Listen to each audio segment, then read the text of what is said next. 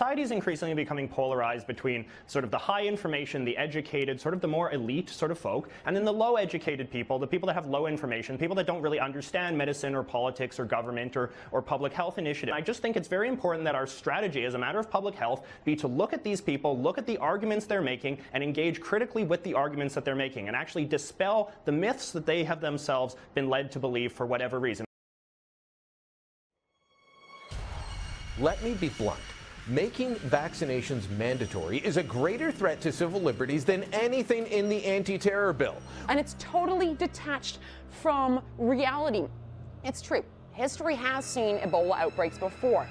But folks, it's been nothing remotely close to the current magnitude. And every time a new person is diagnosed with Ebola, get this, the virus has a chance to mutate.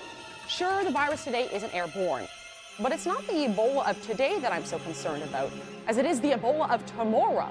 I think he's saying that it doesn't, young girls or young boys aren't going to get this vaccine and then run out and have all the sex that they weren't going to have before, but it sends mixed messages.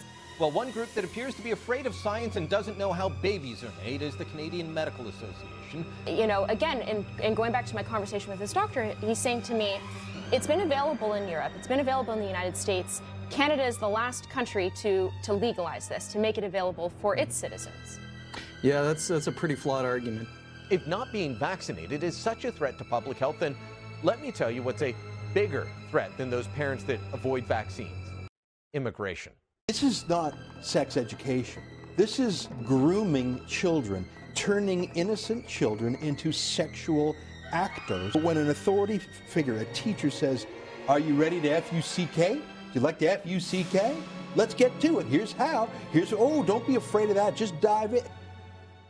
I do agree that there is a certain segment that is just completely nuts, completely out to lunch, who will never be convinced, but I do think we have to make some sort of effort to dispel myths that you and I may know, inside and out, up and down, is demonstrably false, but a lot of folks do not. All right. I understand the point you're making, and I share your concern for these so-called ordinary people.